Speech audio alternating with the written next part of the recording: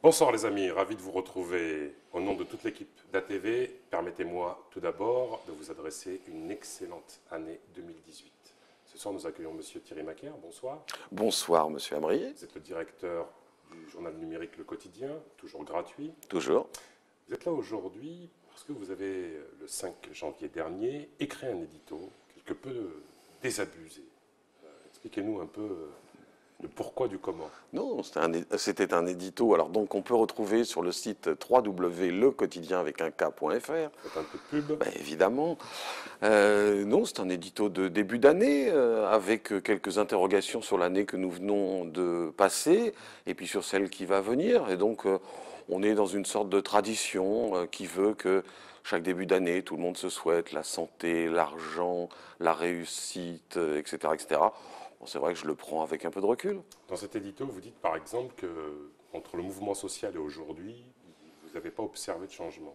Ben, je sais pas, vous en avez observé, parce que moi j'attends hein, qu'on me le donne et qu'on me dise que je me trompe. Ben, je ne sais pas, les fonds alloués à la CTG par exemple, les constructions scolaires qui sont programmées, Les routes aussi. les routes aussi. Oui, oui, il y a plein de choses qui sont programmées.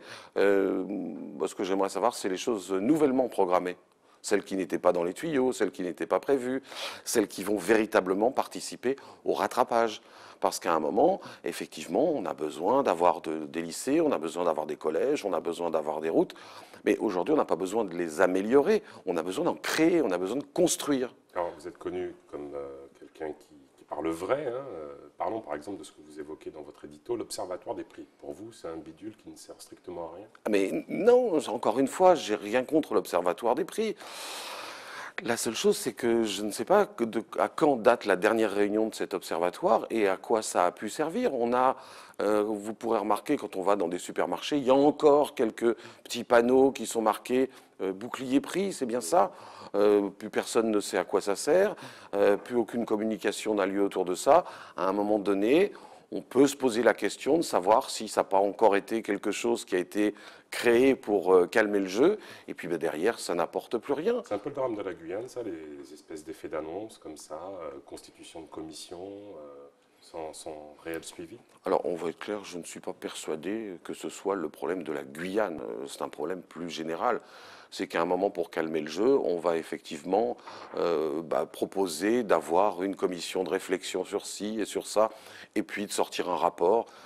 Bon, on sait aujourd'hui ce que valent certains de ces rapports qui, quelquefois, font un peu d'effet au moment où ils vont être présentés, et puis après, ben, ils disparaissent. Vous êtes optimiste, ou vous l'êtes de moins en moins, parce que vous vous présentez, je vous cite, hein, comme un petit vieux frustré. Ouais, non mais là, il faut aussi prendre ce que je dis au troisième degré, parce qu'après, je mets un bémol sur l'aspect petit vieux déjà. Hein, je dis, bah, pas tant que ça.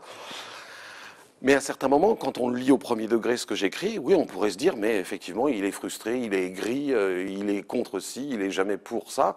Non, je pose des questions.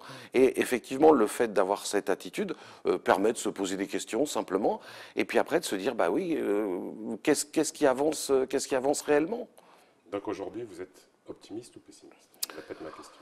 Alors, aujourd'hui, j'ai une tendance à toujours être optimiste, à dire que les choses avanceront, mais elles avanceront par ce que les hommes et les femmes feront au quotidien pour faire avancer les choses. Je suis pas très optimiste sur la façon dont l'État voit la Guyane. Je ne suis pas très optimiste quant aux possibilités de faire du rattrapage dans les 3 ou 4 ans qui viennent. Alors les propos, le passage de M. Macron, par exemple, du président de la République, lorsqu'il évoque la carte prépayée CAF, pour que les fonds alloués restent sur le territoire, quand il parle de renationaliser, entre guillemets, le RSA, lorsqu'il parle d'une politique immigratoire avec, je veux dire, des moyens un peu plus conséquents. Monsieur Amri, je suis comme tout le monde, c'est que nous avons depuis de nombreuses années, et je crois que c'est le cas, c'est pas simplement le cas de la Guyane, nous avons entendu beaucoup de belles promesses, beaucoup de belles choses qui doivent se faire, ou de choses qui doivent se faire. Après, elles sont belles, elles ne sont pas belles, c'est encore un autre problème. Maintenant, ce qu'attendent, je le pense, les citoyens, quels qu'ils soient, ils attendent qu'il y ait des effets qui soient autre chose que des effets d'annonce. Vous avez aussi évoqué au cours de cette mobilisation, et on le voit là récemment dans cette polémique autour de la communauté haïtienne, cette espèce de repli communautaire. Vous-même, vous témoignez, vous l'avez observé, vous l'avez analysé? Ce qu'il y a, c'est que Il y a une fracture aujourd'hui communautaire en Guyane? alors, la question qu'on peut se poser, c'est est-ce que c'est une fracture uniquement communautaire ou est-ce que c'est une fracture sociale? C'est-à-dire qu'il y a de plus en plus un fossé qui se creuse entre ceux qui ont et ceux qui n'ont pas. Et c'est là où est le problème. Ce qui veut dire que les uns et les autres vont se replier sur des éléments qui vont être, pour certains, ça va être la communauté, pour d'autres, ça va être la religion, pour d'autres, ça va être des communautés donc, de pensée. D'autres vont se replier sur ce qu'ils ont et surtout ne veulent pas que partager ou que d'autres puissent y toucher. C'est là le problème. Mais ce n'est pas un problème qui est simplement guyanais, c'est un problème qui est mondial aujourd'hui. Il ne faut pas oublier que la Guyane fait partie d'un ensemble et cet ensemble, c'est une planète. Avec tout, on doit aussi se poser les questions sur le monde qui nous entoure. Vous êtes souvent sévère au travers de vos écrits avec les élus guyanais. Hein. Vous pensez qu'ils ne sont pas compétents? Alors, je ne suis pas forcément sévère avec les élus guyanais. Les élus guyanais, je le dis dans mon édito, ils font avec les moyens qu'ils ont. Là aussi, c'est toujours facile de dire, de mettre à la vindicte populaire telle ou telle catégorie de personnes en disant c'est de la faute des élus, c'est de la faute de ci, c'est de la faute de ça. C'est notre faute collective. Alors, qu'est-ce qu'il faudrait faire pour travailler ensemble? C'est bien là. Alors, de vote obligatoire pour inciter les gens à s'inscrire dans une dynamique. Monsieur Amri, nous savons tous que vous êtes un fervent partisan du vote obligatoire.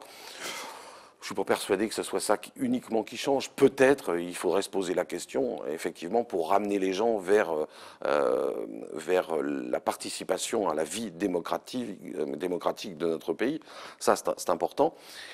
Mais là aussi, ça fait des années que je l'écris au travers de mes éditos, c'est quels sont nos objectifs communs. Tous les matins, quand nous nous levons, vous, moi, votre... Qu'est-ce que vous pouvez faire pour votre pays, à l'américaine? Ouais, c'est aussi qu'est-ce qu'on peut faire ensemble. Et c'est toujours cette même question.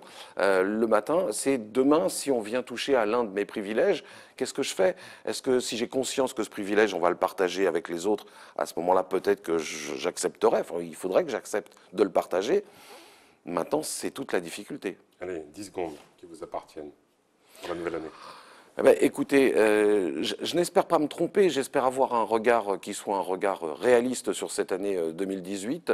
Je ne doute pas qu'à un moment ou un autre, nous saurons tous ensemble avancer. Et maintenant, la question, c'est avancer, mais avancer vers quoi? Ce sera la question que nous aborderons la prochaine fois. Merci, Monsieur Macaire, d'avoir participé à cette émission. Les amis, la santé surtout, un peu de sous-maquet, histoire de... Vous comprenez. Merci pour votre fidélité, merci pour vos retours. Encore une fois, une excellente année 2018 au nom d'ATV. Chambé.